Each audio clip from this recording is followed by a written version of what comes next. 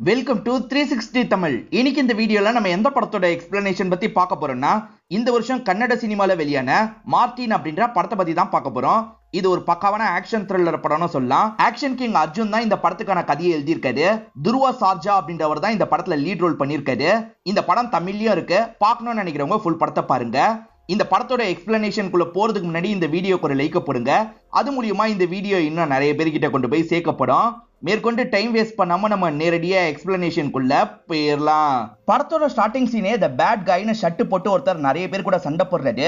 எதனால இந்த மாதிரி சண்டை நடக்குதுன்னு நமக்கு தெரியல. இந்த நபர் இருக்கார்ல, அங்க இருக்க நிறைய பேரை சாவடிச்சிடுறாரு. ஒரு ஸ்டேஜ்ல இவரும் பில்டிங் டாப்ல இருந்து கீழே விழுந்துடுறாரு. பயங்கரமா காயம் பட்டிருக்காரு. இவரை போலீஸுங்க லாக் பண்ணிடுறாங்க. இவருக்கான ட்ரீட்மெண்ட்லாம் நடந்துட்டு இருக்கு. இந்த கதை நடக்கிறது பாகிஸ்தான்ல தான். இப்ப ட்ரீட்மெண்ட்லாம் பண்ணி இவருக்கு முடிச்சிடுறாங்க. அப்படியே கட் பண்ணி வேற ஒரு நாட்டை காட்டுறாங்க. அங்க முஸ்தபான்ற ஒரு நபர் கால் பண்ணி இந்த டாக்டர்ஸ்ல ஒருத்தர் கிட்ட பேசுறாரு. அவனுக்கு எதுவுமே ஞாபகம் இருக்க கூடாது, அதுக்கேத்த மாதிரி ஊசியை போடுன்னு சொல்லிட்டாரு. இப்ப அதுல ஒரு டாக்டர் மட்டும் தனியா வந்துடுறாரு. யாருக்குமே தெரியாம இவன் உடம்புல ஒரு ஊசியை போட்டுறாரு. இது மூலியமா இவன் யாருன்றதையே இவன் மறந்து போயிடுவான். பாகிஸ்தான்லயே பாதுகாப்பான ஜெயில் ஒண்ணு இருக்கும். அந்த ஜெயில இருக்க எட்ட பார்த்து பேசுறதுக்காக வேற ஒரு ஆபீசர் வந்திருக்காரு. இவர் சொல்லும் போது நடந்த சில விஷயங்களை நமக்கு காட்டுறாங்க. அந்த மறந்து போன நபர் இருக்காரு பாத்தீங்களா, ஏற்கனவே நிறைய பேரை சாவடிச்சிருப்பாரு. அவர் ட்ரீட்மெண்ட் முடிச்சு கண் முழிச்சிருப்பாரு. அப்ப பக்கத்துல சிலர் போயிருப்பாங்க. அவங்களையும் ரொம்ப மூர்க்கமா தாக்கியிருப்பாரு. அவர் யாரு என்னன்னு இவங்களுக்கு இன்னும் தெரியல. அவரை இந்த ஜெயில லாக் பண்ணி வைக்கணும்ன்ற மாதிரி கேட்டுதான் வந்திருக்காரு. இந்த எட்டம் சரின்ற மாதிரி ஏத்துக்கிறாரு. அதே மாதிரி கைதிகள் கிட்டயும் இந்த விஷயம் எல்லாம் பரவிடுது. யாரு வரப்போறா பார்க்கணும்ன்ற மாதிரி மும்மரமா இருக்காங்க.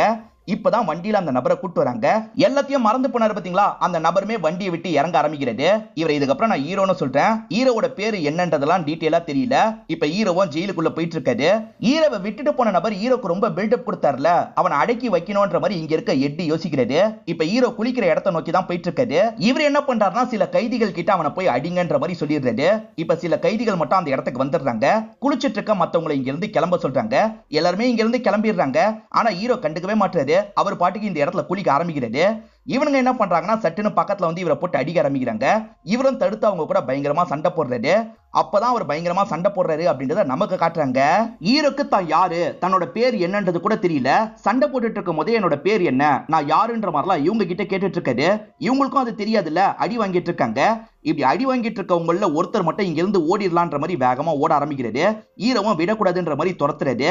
எட்டும் ஒரு குறிப்பிட்ட இடத்துக்கு அவனை வர வச்சு லாக் பண்ணிரு அப்படின்ற மாதிரி சொல்லிட்டாரு.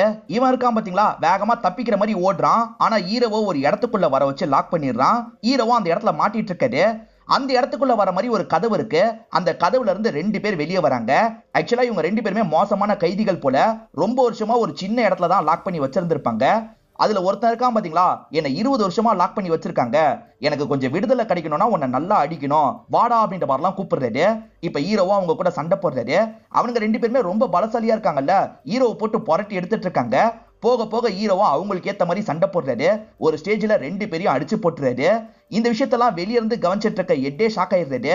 அந்த ஆபீசர் சொன்னது உண்மைதான் போல அப்படின்ற மாதிரி யோசிக்கிறாரு. இவனை மயக்கம் தான் ஆக்கணும் அப்படின்ற மாதிரி மயக்க மருந்தை உள்ள தூக்கி எறிகிறாரு. அதுல இருந்து ஒரு கேஸ் லீக் ஆகுது.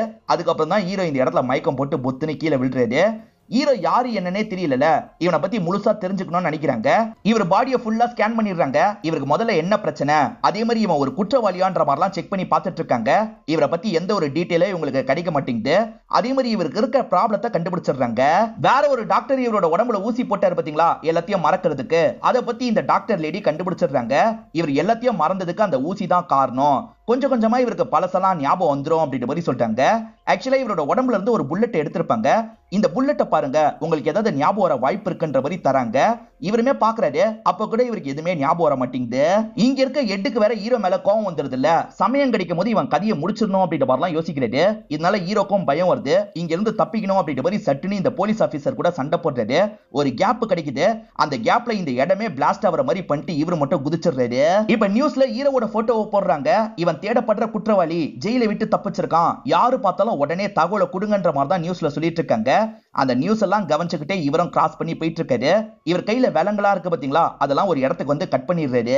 ஹீரோ மார்க்கெட்ல வந்துட்டு இருக்கும் போது ஒரு சின்ன பையன் ஹீரோவை பாத்துறான். எப்படி இருக்கீங்கன்ற மாதிரி கேக்குறான். என்ன உனக்கு முன்னாடியே தெரியுமான்ற மாதிரி கேக்குறாரு. நீங்க ஷப்னம் அக்கா கூட வந்தீங்கல்ல, அப்பதான் பார்த்தேன்ற மாதிரி சொல்றான். யாரு ஷப்னம் அப்படின்றது இவருக்கு சுத்தமா தெரியல. இவர் உடம்புல புல்லட் இருந்ததா எடுத்து தந்தாங்கல்ல, அந்த புல்லட்டை வச்சிருக்காரு. இது என்ன மாதிரியான கன்ல இருந்து வந்த புல்லட்னு விசாரிக்கிறது. அவ்வளவு சீக்கிரம் சாதாரண ஆட்கள் கிட்ட எல்லாம் இது கிடைக்காது, பெரிய பெரிய கேங்ஸ்டர் ஆட்கள் கிட்ட மட்டும் தான் இது இருக்கும்ன்ற மாதிரி அங்க இருக்க ஒரு பாய் சொல்லிட்டு அவங்க எல்லாம் கேதர் ஆகிற ஏதாவது இடம் தெரியுமான்ற மாதிரி இவர் விசாரிக்கிறது. அவங்க எல்லாம் எப்பவுமே ஒரு பப்ல கேதர் ஆவாங்க, அந்த இடத்துக்கு வேணா போய் பாருன்ற மாதிரி இந்த பாயும் சொல்லிட்டு இப்ப ஹீரோ இருக்கார்ல அந்த பப்ல பாக்குறதுக்காக வந்துடுறது. இவர் ஒவ்வொருத்தரா பார்த்துட்டு இருக்கும் போது ஒருத்தர் வந்து இவர்கிட்ட பேச ஆரம்பிக்கிறது. என்ன பாய் இங்க என்ன பண்ணிட்டு இருக்கீங்கன்னு கேக்குறது. என்ன உனக்கு தெரியுமா, என்ன பத்தி உனக்கு என்ன தெரியும்ன்ற மாதிரிலாம் இவர் கேக்குறது. மார்டின் ஒருத்தனை பிடிக்கணும்ன்ற மிஷனுக்காக தான் நீங்க இந்த இடத்துக்கு வந்தீங்க, உங்க பேரு அர்ஜுன், உங்க ஃப்ரெண்டு சொல்லி தான் நான் ஏர்போர்ட்ல பிக்கப் பண்ணேன், ரெஜினான்ற உங்களுக்கு தெரிஞ்ச ஒருத்தங்களை பாக்குறதுக்காக கூட்டு போய் விட்டன்ற மாதிரி இவர் சொல்லிட்டாரு. ரெஜினாவா, அந்த இடத்துக்கு என்ன கூட்டு போன்ற மாதிரி இவர் சொல்லிட்டாரு. இவருமே சரின்ற மாதிரி ஏத்துக்கிறாரு. ரெண்டு பேருமே டிராவல் பண்ணி ரெஜினாவோட வீட்டுக்கிட்ட வந்துடுறாங்க. ரெஜினா ரெஜினான்னு கூப்பிட்டுக்கிட்டே உள்ள வராங்க. பார்த்தா அந்த இடத்துல ரெஜினான்றவங்க கொலை செய்யப்பட்டிருக்காங்க. கண்ணுல கண்ணை வச்சு ஷூட் பண்ணியிருந்தா எப்படி சாவாங்களோ அந்த மாதிரி தான் இவங்க இறந்து போயிருக்காங்க. இந்த வீட்டுல ஏதாவது கிடைக்குமா அப்படின்ற மாதிரி ஹீரோ தேடி பார்த்துட்டு இருக்காரு. அப்படி தேடி பார்த்துட்டு இருக்கும் போது ஒரு சின்ன நோட் புக்கை பாக்குறாரு. அதுல கடைசியா ஏதோ 2 நம்பர் எழுதியிருக்காங்க. அந்த பேப்பரை கிழிச்சிருக்காங்க. இருந்தாலும் பின்னாடி லைட்டா தடையும் தெரியும்ல, அது மூலியமா அந்த நம்பரை கண்டுபிடிக்கலாம் அப்படின்ற மாதிரி இவரும் கண்டுபிடிச்சிடுறாரு. இது யாரோட நம்பர்ன்றதை தெரிஞ்சுக்கணும், உன் போனை தானி கேட்கிறாரு. இந்த நம்பருமே இவரோட போனை எடுத்து தந்துடுறாரு. 2 நம்பர்ல ஒரு நம்பருக்கு கால் பண்ணலாம்னு ஹீரோ முடிவு பண்றாரு. அப்படியே கட் பண்ணி கர்நாடகால இருக்க ஒரு போலீஸ் ஸ்டேஷனை நமக்கு காட்டுறாங்க. இங்க பரசுராம் அப்படின்றவர் தான் ஹெட்டா இருப்பாரு. ஹெட்டுக்கு தான் போன் கால் வருது. இவரும் அட்டன் பண்ணி பேச ஆரம்பிக்கிறாரு. ஹீரோ இருக்கார்ல, உனக்கு அர்ஜுனை தெரியுமான்னு கேட்கிறாரு. அர்ஜுன் என்னோட ஃப்ரெண்டு தான், நீங்க யாரு அப்படின்ற மாதிரிலாம் அவர் கேட்டுட்டு இருக்காரு. இப்ப கர்நாடகால இருக்க நம்ம ஹீரோயினை காட்டுறாங்க. இவங்க பேரு பிரீத்தி அப்படின்றது. பிரீத்தியை பொறுத்த வரைக்கும் சத்யான்ற ஃப்ரெண்டு கூட தான் ஒரு இடத்துக்கு வந்திருக்காங்க. ஆக்சுவலா ஹீரோ இருக்கார்ல, பாகிஸ்தானுக்கு ஒரு மிஷனுக்காக தான் போயிருக்காரு போல. அப்படி போனவர் திரும்பி வரல அப்படின்ற மாதிரிலாம் சொல்லிட்டு இருக்காங்க. சீக்கிரமா நீங்க தான் கண்டுபிடிச்சு தரணும்னு கேக்குறாங்க. இப்ப ஹீரோ இருக்கார்ல, பரசுராமுக்கு வீடியோ காலே பண்ணிடுறாரு. வீடியோ கால்ல பேசுற பரசுராம் இருக்கார்ல, அர்ஜுன் போன விஷயம் என்னாச்சு அப்படின்ற மாதிரிலாம் கேக்குறாரு. அர்ஜுனுக்கு எல்லாமே மறந்து போயிருச்சுல, அதை பத்திலாம் பரசுராம் கிட்ட சொல்லிட்டு இருக்காரு. உன் நம்பரை தாண்டி வேற ஒரு நம்பர் இருந்தது, அது யாரோட நம்பர்னு கேக்குறாரு. ஒருவேளை விவேக்கோட நம்பரா இருக்கலாம்.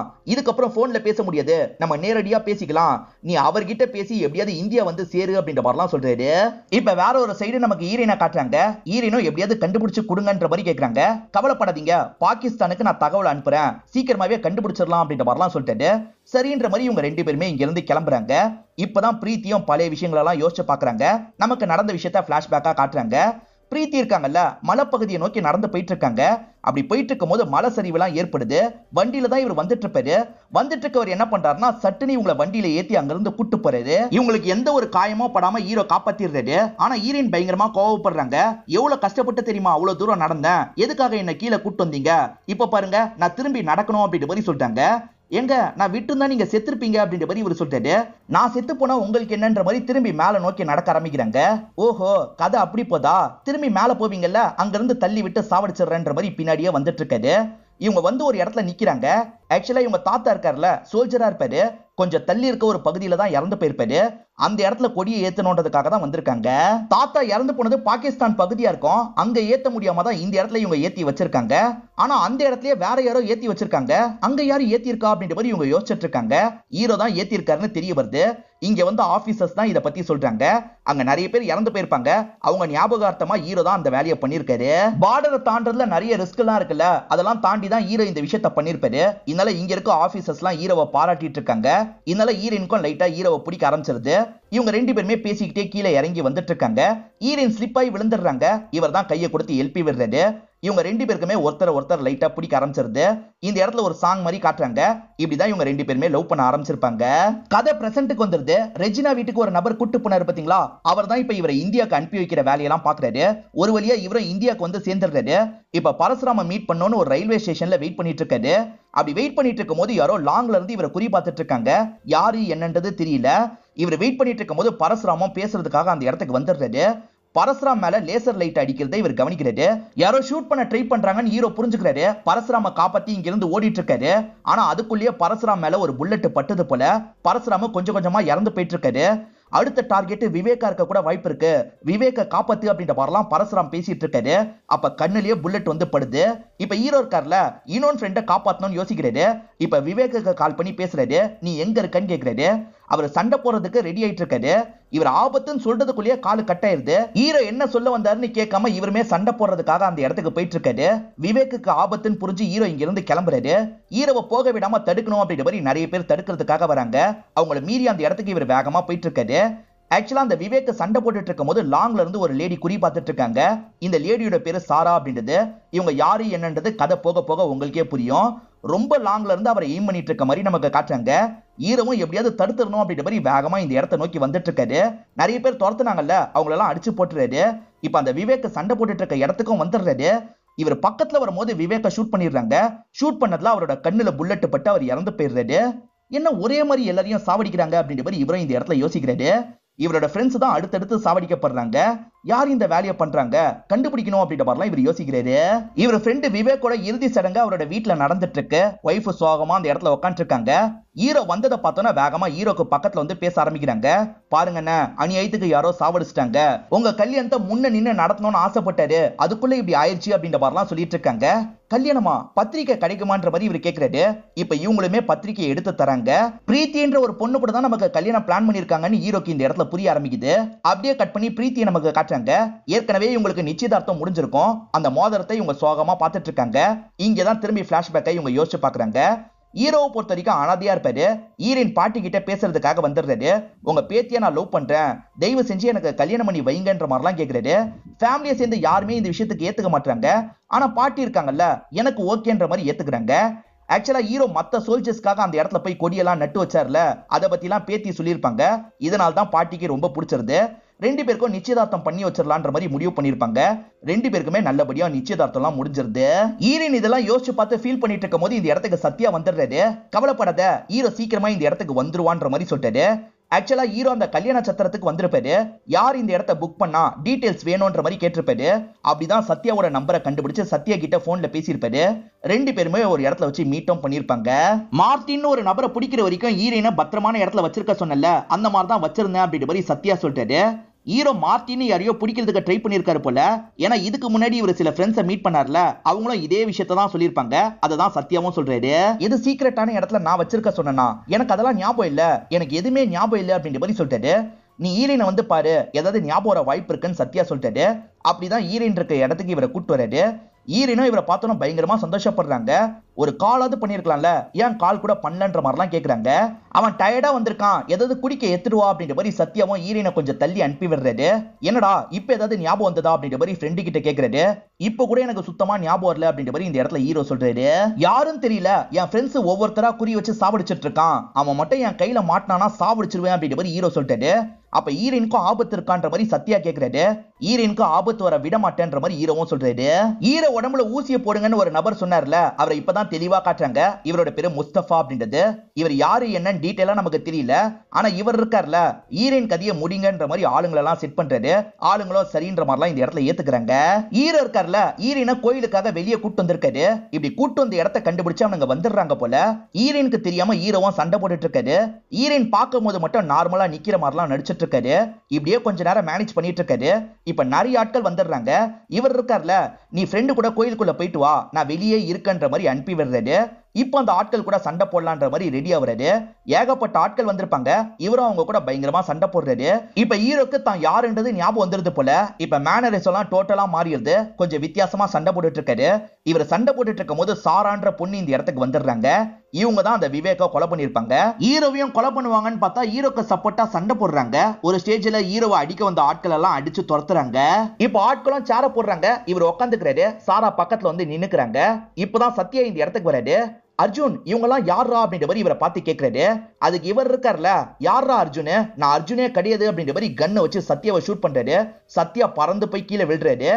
இவர் அர்ஜுன் இல்லைன்னா யாருன்ற மாதிரி ஒரு கேள்வி வரும்ல, நான் அர்ஜுன் கிடையாது மார்டின் அப்படின்ற மாதிரி இந்த இடத்துல சொல்றாரு.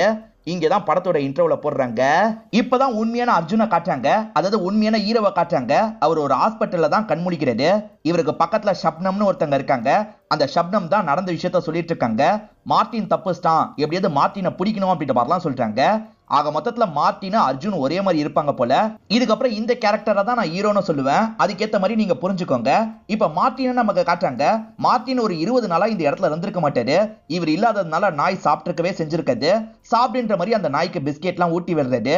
இப்பதான் 20 நாளைக்கு முன்னாடி மார்டினுக்கு நடந்ததை காட்டுறாங்க. மார்டினுக்கு சாரான்னு ஒரு கேர்ள் ஃப்ரெண்ட் இருக்காங்கல்ல, அவங்க கூட இவர் கார்ல டிரைவ் பண்ணிட்டு இருக்காரு. அப்ப யாரோ இடிக்கிற மாதிரி வராங்க. ரேஸுக்கு இவரை கூப்பிடுற மாதிரிலாம் பண்றாங்க. இவர ரேஸுக்கு ரெடின்ற மாதிரி அவங்க கூட போட்டிலாம் போடுறாரு. ஆனா போக போக அவங்க மார்ட்டினை சாவடிக்கிறதுக்கு ட்ரை பண்றாங்க. இது தெரிஞ்சோன்னா மார்ட்டின் டென்ஷன் ஆயிடுறாரு. அவங்க வண்டி இடிக்கிற மாதிரிலாம் பண்றாரு. கொல்றதுக்கு வந்தான் பாத்தீங்களா, அவனை லாக் பண்ணி பிடிச்சிடுறாரு. யார் அனுப்புனா அப்படின்ற மாதிரிலாம் அவங்க கிட்ட விசாரிச்சு தெரிஞ்சுக்கிறாரு. அப்படியே கட் பண்ணி முஸ்தபாவை காட்டுறாங்க. வேலை முடிஞ்சிருச்சான்ற மாதிரி ஒருத்தருக்கு கால் பண்ணி பேசிட்டு இருக்காரு.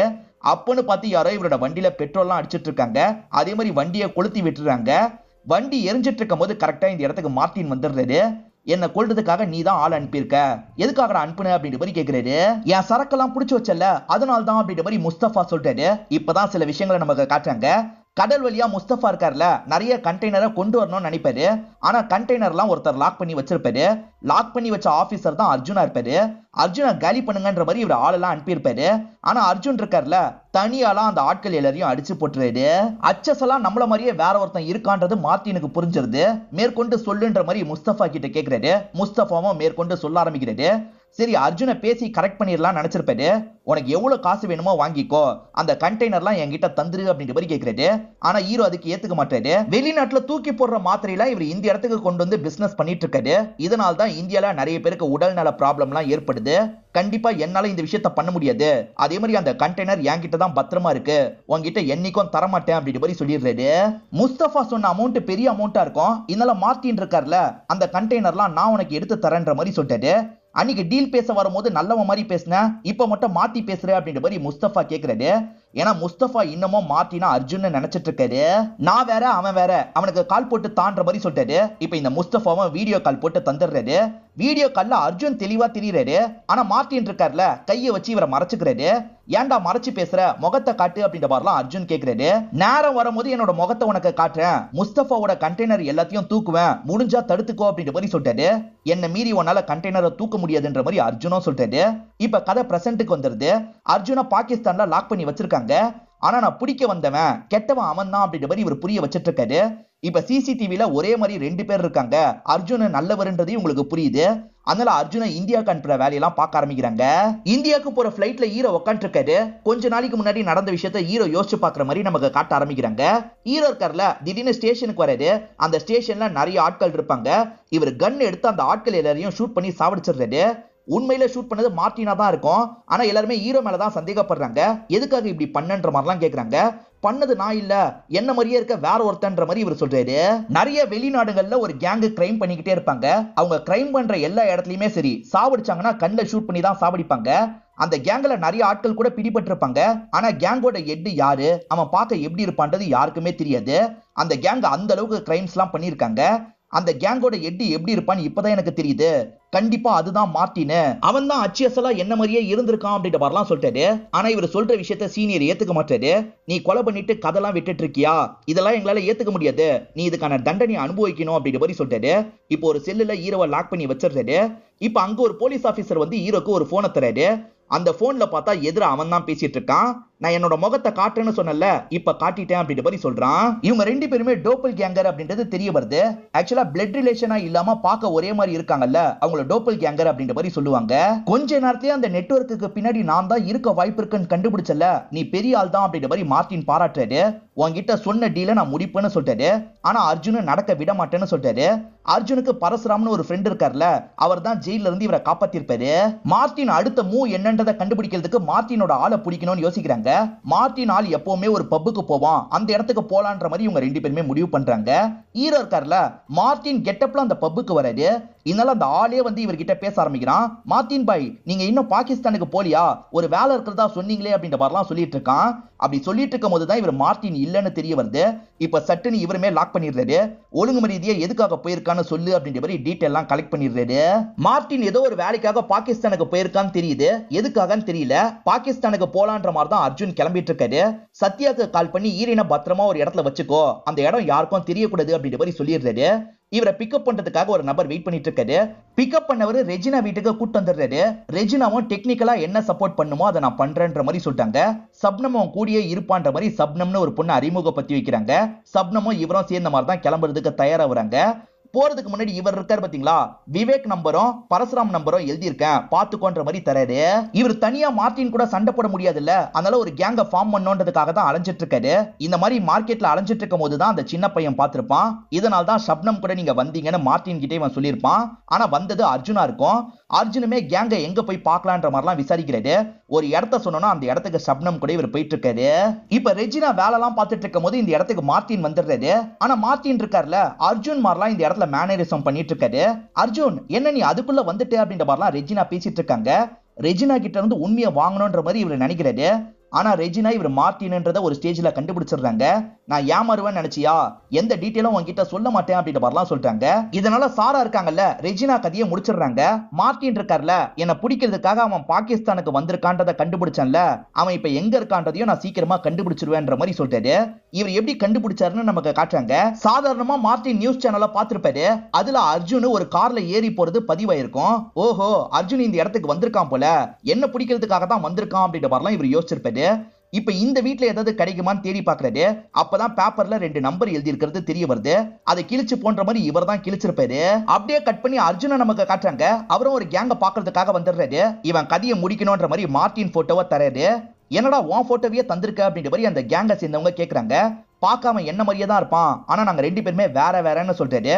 ஆனா இந்த கேங் ஏத்துக்காம சிரிச்சிட்டு இருக்காங்க. அப்ப நெஜ மார்ட்டினே இந்த இடத்துக்கு வந்துடுறாரு. அவன் சொல்றது உண்மைதான், நாங்க 2 பேருமே ஒரே மாதிரி இருப்போன்ற மாதிரி இந்த இடத்துல அட்டாக் பண்றாரு. இதனால அந்த கேங்க சேர்ந்தவங்களுக்கு ஹீரோக்கு மார்ட்டினுக்குன்னு மாத்தி மாத்தி சண்டை நடக்குது. படத்தோட ஸ்டார்டிங் ஒரு பில்டிங்ல சண்டை நடக்கிற மாதிரி காமிச்சாங்கல்ல, அந்த சண்டையை தெளிவாவே காமிச்சிருக்க மாட்டாங்க. இப்பதான் தெளிவா நமக்கு காட்டுறாங்க. மார்ட்டின் எல்லாரையும் அடிச்சு போட்டுருவாரு. ஆனா ஹீரோ கூட சண்டை போடும் போது மார்ட்டின் ஒரு பில்டிங்ல இருந்து பொத்துன்னு கீழே விழுந்திருப்பாரு. அப்படி கீழே விழுந்துதான் இவர் மயங்கி இருப்பாரு. ஹீரோக்கும் காயம் பட்டு மேல மயங்கி இருப்பாரு. ஷப்னம் தான் அங்க இருந்து தூக்கிட்டு போயிருப்பாங்க. இப்ப கதை பிரசன்ட்டுக்கு வந்துருது. சத்யா இன்னும் சாவல, உயிரோட தான் இருக்காரு. சத்யாக்கு இவன் தான் மார்ட்டின்னு தெரியும். அதை சொல்ல முடியாம பயங்கரமா கஷ்டப்பட்டு இருக்காரு. மார்ட்டினும் சத்யாவை கிண்டல் பண்ணிட்டு இருக்காரு. இப்பதான் ஈரனுக்கு அர்ஜுன் கிட்ட இருந்து போன் கால் வருது. அர்ஜுன் நீ இங்கதான் இருக்க, ஆனா உன் கிட்ட இருந்து கால் வருது அப்படின்ற மாதிரி சொல்லிட்டாங்க. நான் ஆபீஸ்லயே போனை விட்டுட்டேன், அங்க இருந்து தான் கால் பண்ணுவாங்களா இருக்கும், என்கிட்ட போனை தான்ற மாதிரி இவரு பேசுறாரு. ஈரன் பேசுவாங்கன்னு பார்த்தா மார்ட்டின் பேசுறாருல. இதனால ஹீரோ செம்மையா ஷாக் ஆயிடுறாரு. அவளை எதுவும் பண்ணிடாது அப்படின்ற மாதிரிலாம் மார்ட்டின் கிட்ட சொல்றாரு. எதுவும் பண்ண மாட்டேன், ஏன்னா இவ்வளவு வச்சுதான் நான் நிறைய விஷயங்களை சாதிக்கணும், நீ வரதுக்குள்ள இவளை தூக்கிடுவேன் அப்படின்ற மாதிரிலாம் சொல்றாரு. ஆனா ஈரனுக்கு கேட்கிற மாதிரி வேற மாதிரி பேசுறாரு. என்ன சார் சொல்றீங்க, மார்ட்டினாலே எங்க 2 பேரோட உயிருக்கு ஆபத்தா, நாங்க 2 பேருமே கிளம்பணுமா, சரி சார் அப்படின்ற மாதிரிலாம் பேசிட்டு இருக்காரு. இப்ப வேகமா இந்த இடத்துக்கு அர்ஜுனா ஓடி வந்துட்டு இருக்காரு. இவர் ரூம்குள்ள நுழையும் போது 2 பேருமே காணாம போயிருக்காங்க. சத்யா கிட்ட அவங்க 2 பேர் எங்கன்ற மாதிரிலாம் கேட்டுட்டு இருக்காரு. அப்ப மார்ட்டினே திரும்பி கால் பண்றான். இங்க பாரு, இங்கதான் இருக்கோன்ற மாதிரி சொல்றான். 2 பேருமே ஹெலிகாப்டர்ல தான் பறந்து போயிட்டு இருக்காங்க. அந்த கண்டெய்னர்லாம் என்கிட்ட தந்துட்டு ஈரனை காப்பாத்திக்கோ அப்படின்ற மாதிரி இவரும் சட்டுன்னு போனை தூக்கி போடுறாரு. ஏன் போனை தூக்கி போட்டீங்கன்ற மாதிரி ஈரன் கேக்குறாங்க. ட்ராக் பண்ணி மார்ட்டின் வந்துருவான், அதனால தான் அப்படின்ற மாதிரி இவரும் நடிக்கிறாரு. இப்போ ஒரு கப்பலுக்கு இவங்களை கூட்டு வந்துடுறாரு. அங்க பார்த்தா காட்ஸா நிறைய பேர் இருக்காங்க. எதுக்கு இவ்வளவு காட்ஸ்ன்ற மாதிரி கேக்குறாங்க. ஒருவேளை மார்ட்டின் இந்த இடத்துக்கு வந்துட்டா என்ன பண்றது, நம்ம சேஃப்டிக்காக தான் அப்படின்ற மாதிரி அர்ஜுன் மாதிரி இந்த இடத்துல பேசிட்டு இருக்காரு. இப்ப ஹீரோ இருக்கார்ல, அவரோட சீனியர் கிட்ட பேசுறதுக்காக வந்திருக்காரு.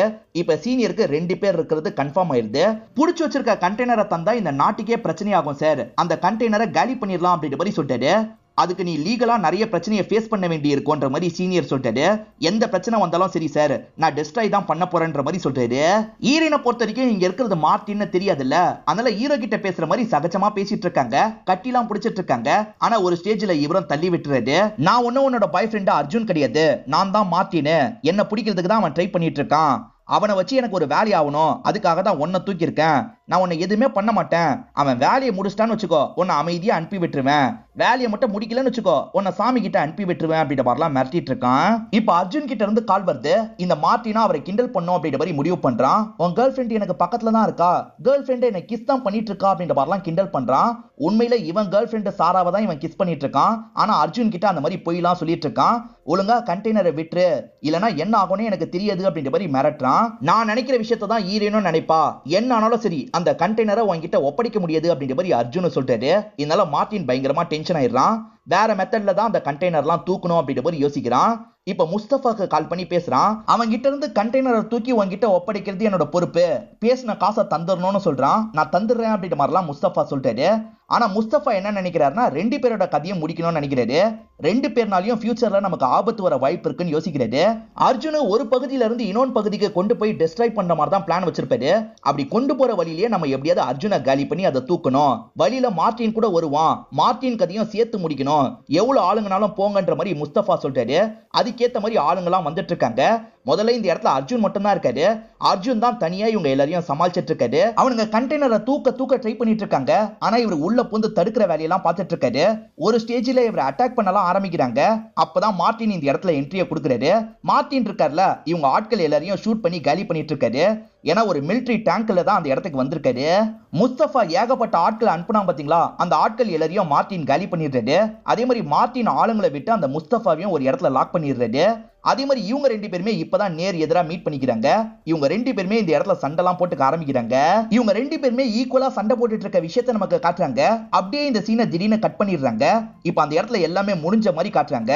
ஹீரோ இருக்கார்ல, அந்த மார்டின் கதையை முடிச்சிருக்காரு போல. மார்டின்ன்றவன் இறந்து போயிட்டான் அப்படின்ற மாதிரி நியூஸ்ல எல்லாம் சொல்லிட்டு இருக்காங்க. இந்த வேலையை அர்ஜுன் தானே பண்ணாரு, அதனால அர்ஜுனுக்கு அவார்ட்லாம் தராங்க.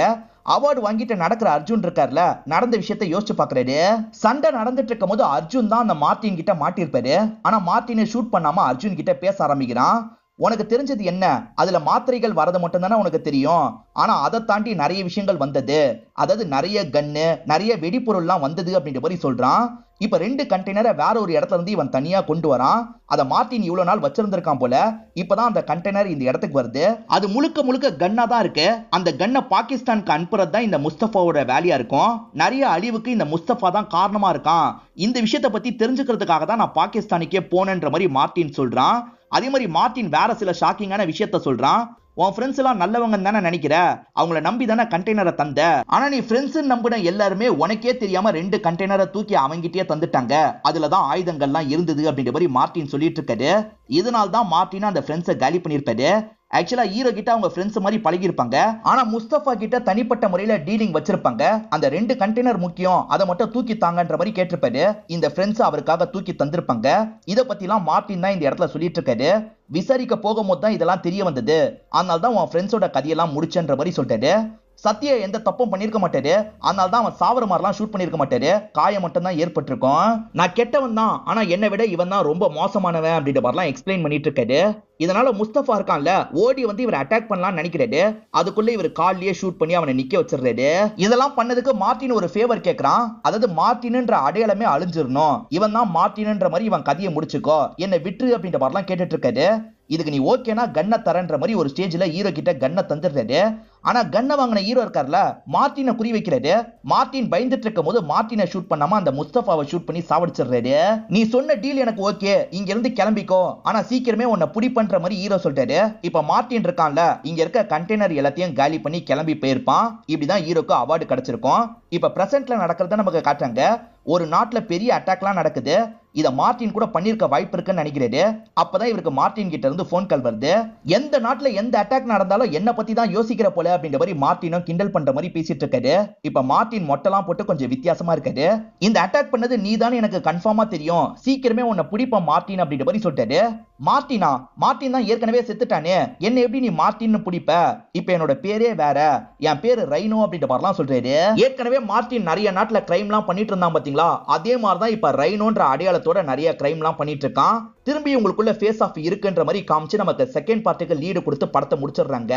இந்த படம் உங்க எல்லாருக்குமே பிடிச்சிருக்கோம் நம்புறேன். இந்த வீடியோ உங்களுக்கு பிடிச்சிருந்ததுன்னா லைக் பண்ணுங்க, கமெண்ட் பண்ணுங்க, மறக்காம 360 தமிழ் சேனலை சப்ஸ்கிரைப் பண்ணுங்க. தொடர்ச்சியா இந்த மாதிரி வீடியோக்கள் வந்துகிட்டே தான் இருக்கும்.